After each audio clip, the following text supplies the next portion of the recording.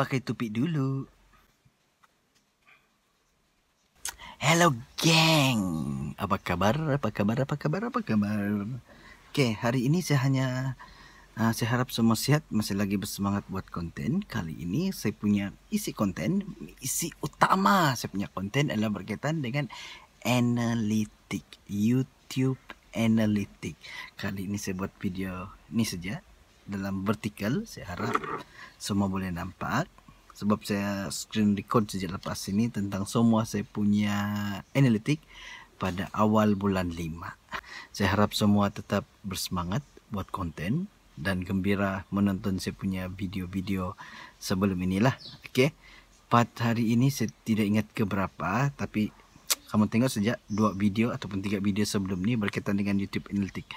Saya rasa YouTube Analytics ni sangat penting untuk kita faham apa kemahuan, apa yang perlu kita susun, apa yang kita perlu buat selepas ini dalam kita punya channel untuk lebih bertumbuh, lebih growth, lebih besar lagi nanti, supaya kita dapat menghiburkan,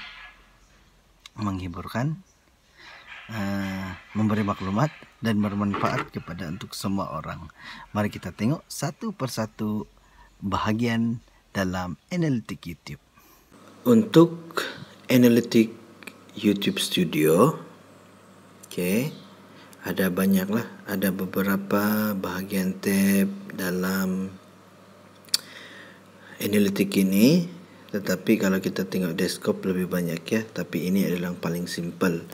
Bagi saya, mula-mula yang saya mau tengok bila saya buka analitik saya adalah real time views, yang mana apa video yang sedang ditengok, apa video yang telah ditengok dalam tempoh 2 hari ke belakang.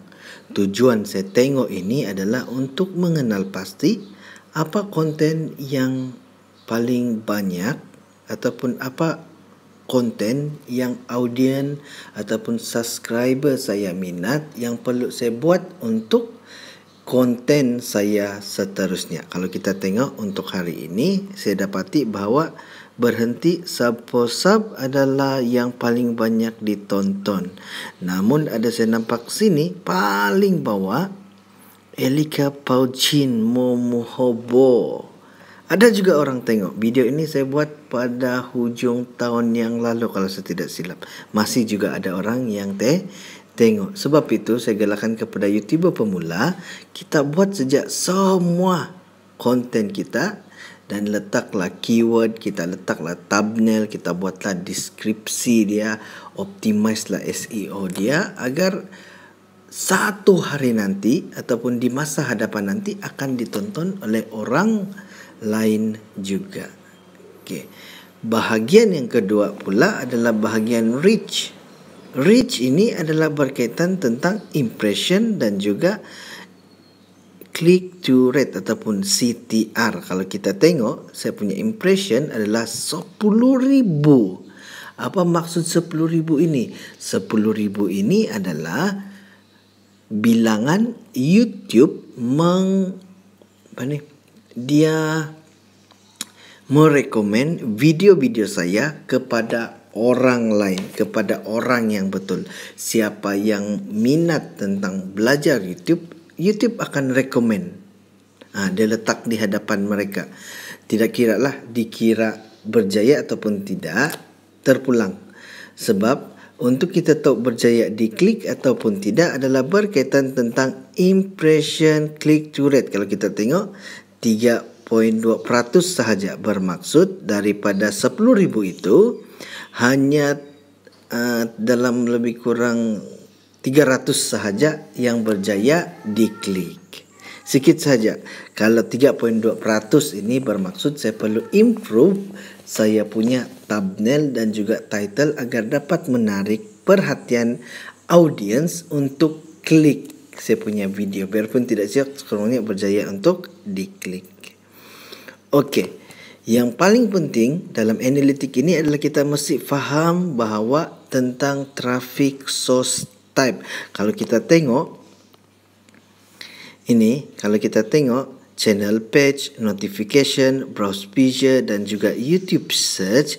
Tolong ingat bahawa YouTube search itu kita mesti letak paling atas. Macam mana kita mau letak dia pergi atas adalah melalui SEO, penggunaan keyword.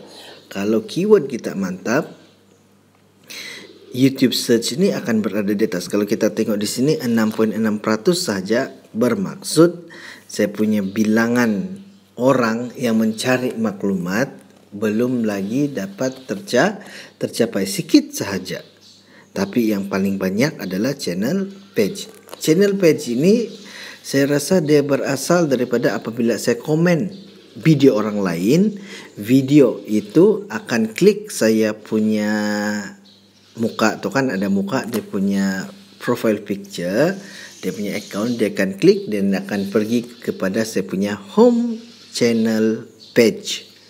Sebab itu dia jadi banyak. Artinya banyak benda ni saya perlu tengok orang lain punya dulu, baru saya dapat tarik direct view daripada orang lain. Tapi sekarang ini saya lebih suka lagi buat share.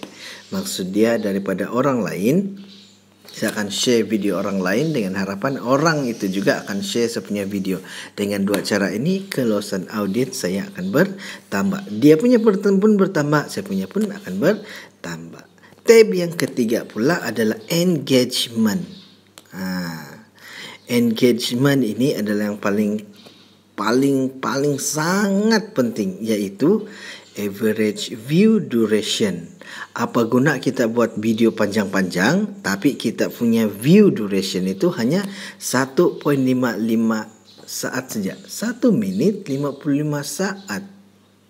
Apa maksud dia? Kalau bilangan ataupun nombor-nombor ini dia makin rendah, makin kecil. Artinya orang hanya sekadar tengok kurang daripada 1 ataupun 2 minit. Kita perlu pastikan kita punya video itu adalah mempunyai duration ataupun average view duration dia melebihi daripada 2 ataupun 3 minit.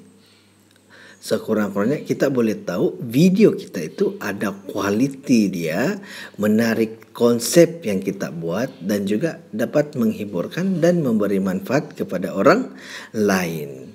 Kan? Tolong ingat betul-betul bahawa saya punya konten ini, saya punya channel ini, saya hanya fokus pada cara organik, yang mana setiap hari saya tidak perlulah buat view for view ataupun ikut grup watch time ataupun saya buat apa-apa benda. Contohnya tengok video sendiri. Kan, buat apa kita tengok video sendiri? Boleh juga kita tengok video sendiri, namun tidak perlulah kita terlalu obses untuk tengok video sendiri. Kita tengok video kawan, kita share video kawan, kita like video kawan, dengan harapan kawan itu juga akan share. Maka tamat sudah saya punya konten berkaitan dengan YouTube Analytics. Cuma bagi saya sebagai kesimpulan lah, janganlah kita terlalu fokus tentang cari view, tapi kita fokuslah macam mana kita mau tingkatkan average view retention. Okay.